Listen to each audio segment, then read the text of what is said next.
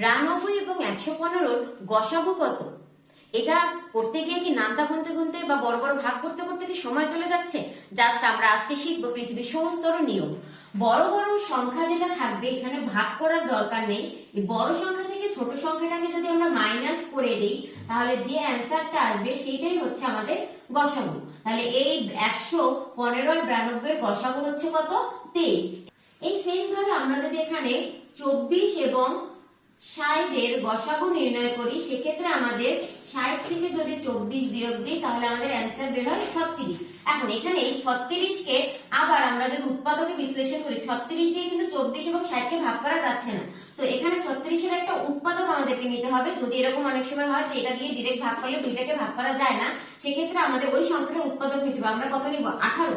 মোটেই নয়, আমরা নিব হচ্ছে 12। কারণ 12 দিয়ে 60 কেও ভাগ করা যায়, 24 কেও ভাগ করা যায়। তাহলে এখানে 12 হচ্ছে আমাদের কত? গসাগু।